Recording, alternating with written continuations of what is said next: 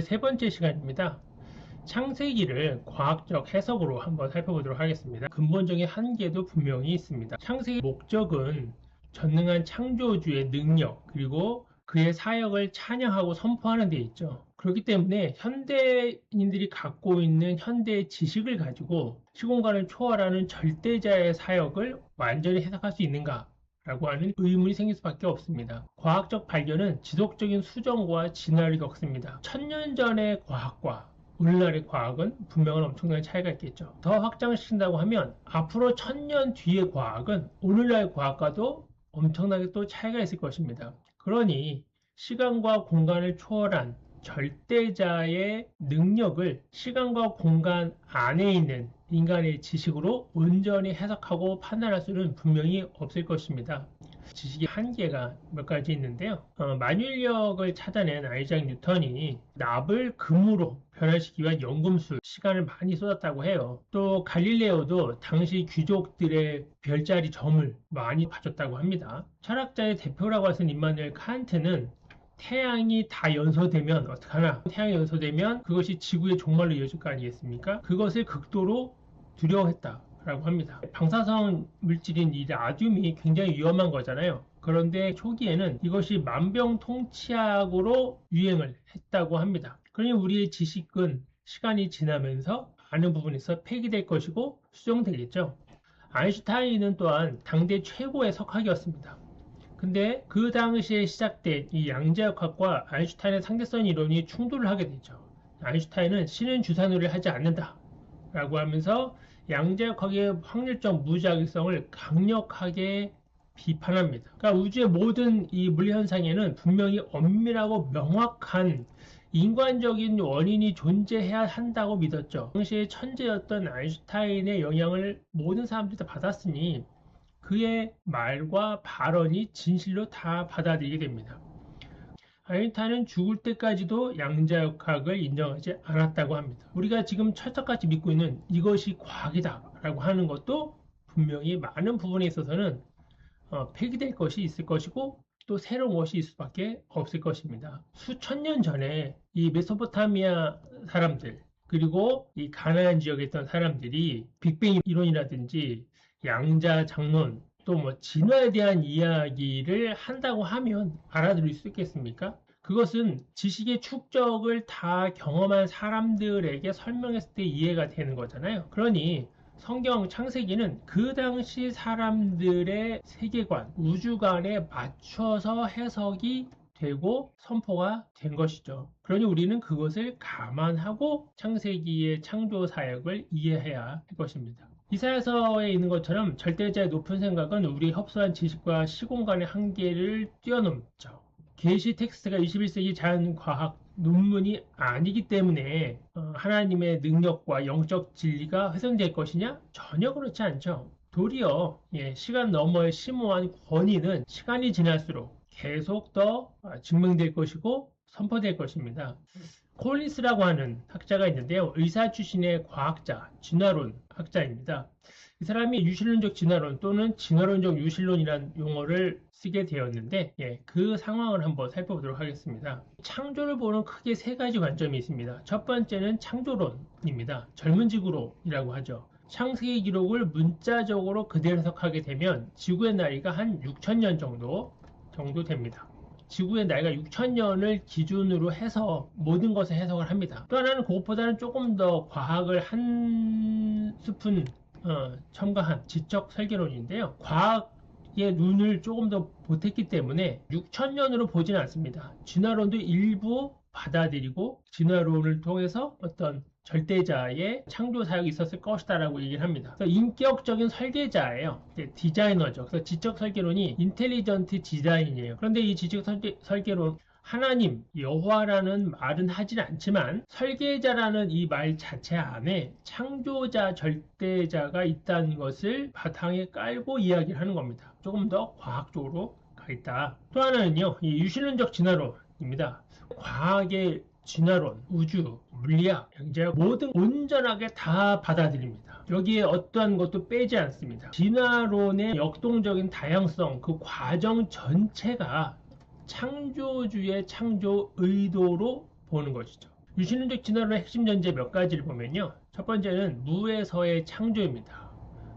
우주의 나이가 한 140억 년 전에 시간, 공간, 물질이 빵인 순수한 무의 상태에서 오직 절대자, 창조자의 명령과 함께 폭발적으로 시작되었다. 이 빅뱅 이론을 창조주의 창조 방법으로 이해하는 것이죠. 두 번째는 이 우주에 어떻게 생명이 들어왔겠느냐? 그것은 생명을 자생 가능하게 하는 수십 가지의 미세 물리 상수들이 있었는데 이 물리 상수들은 수학적으로 보면 존재할 확률이 빵인데 그러나 생명체 그리고 인간이 이 지구에 존재할 수 있도록 정확하게 조율되어 있다.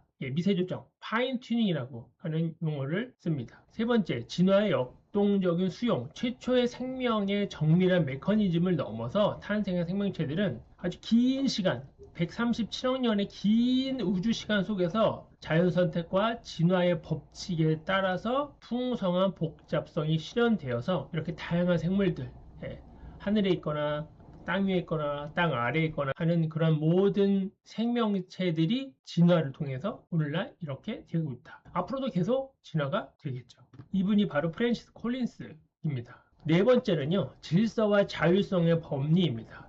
한번 진화적 체계가 조화롭게 가동된 개시에는 굳이 신이 거기에 어떤 간섭할 필요가 없다. 우주의 일관성을 깨트릴 필요 없이 그냥 쭉 지속된다. 는 거예요. 진화의 자율성에 따라서 계속 진행된다는 겁니다. 다섯 번째는 물리적 공통조상의 공유인데요. 그리고 아주 중요한 것이죠. 도덕법과 영적 지향성이 있다는 거예요. 물질을 뛰어넘는 인간의 고유 영역이죠. 전 역사적으로 어느 시대나 어느 사회나 인류 공동체에는 있는 도덕 규범이 있어요. 그리고 신을 향한 그죠? 탐색. 신이 어떤 분이냐? 인간만의 독창적인 은총. 보는 것입니다. 사실 20세기 초만 해도 이 우주는 어떻게 된 것이냐, 우주는 어떻게 존재했느냐라고 보면 그냥 원래부터 이 우주는 있었다고 봤어요. 과학자들도 마찬가지죠. 우주는 원래 있었고 이렇게 생겼다고 봤습니다. 그러나 20세기 초가 지나면서 우주가 정적인 우주가 아니라 동적인 우주가 본 거죠. 이 별과 별의 사이가 점점 거리가 멀어진다는 것을 발견하게 된 거예요. 우주가 팽창하고 있다는 것을 알게 되는 것이죠. 그러니까 오늘날의 우리의 이런 우주에 대한 지식은 100년도 사실은 안 된 거죠. 그러니 앞으로 한 1000년, 한 10,000년 이렇게 지나게 되면 얼마나 많이 새로운 것을 찾아낼 것이며 얼마나 놀라운 현상들을 찾아내겠습니까? 성서가 말하는 하나님의 형상을 해부학적인 신체 구조로 국한시키면 인류 진화사의 모순이 빠지죠. 신이 어떤 모양이야? 그럼 아메바인가? 단세포인가? 우리의 신앙이 흔들릴 수 있잖아요.